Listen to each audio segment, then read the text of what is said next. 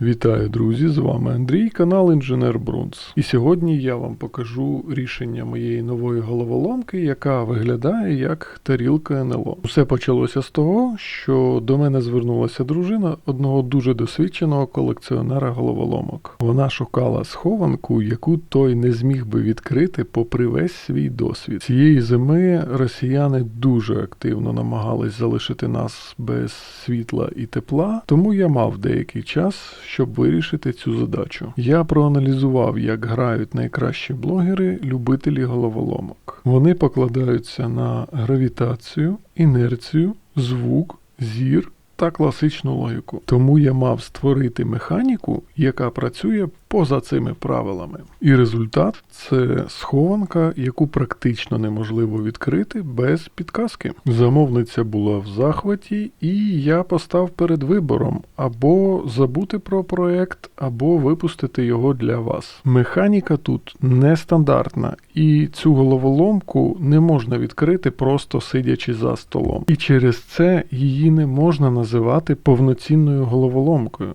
Але я вирішив спробувати, бо це досить нестандартна і, можливо, для когось цікава механіка відкриття. Отже, перейдемо до рішення.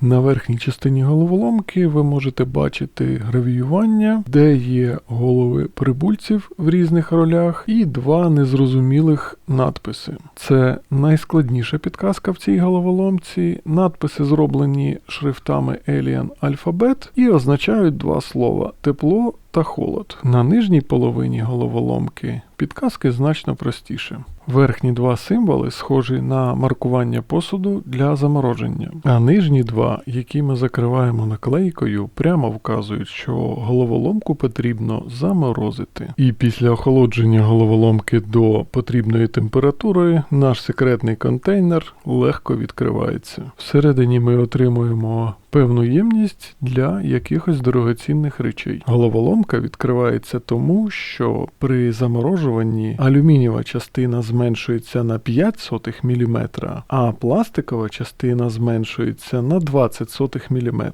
І ми маємо необхідний зазор для її відкриття. Щоб досягти цього ефекту, я провів сотні експериментів і створив купу прототипів. Мені прийшлось експериментально визначити, як себе поводять різні пластики під час температурних коливань і як в них працює внутрішня напруженість матеріалу. Початково я взагалі планував робити цю головоломку з титану та алюмінію, але внутрішні зазори під час температурних коливань там виявились занадто малі. Думки тих людей, хто тримав її в руках, розділилися. Хтось називає це головоломкою, а для когось це просто схованка для дрібних цінних речей. Як би там не було, результат перед вами. Ви можете написати в коментарях, чи має право така штука називатись головоломкою, а я вам дякую за увагу, за те, що залишаєтесь на каналі і допомагаєте нам вижити. Слава Україні!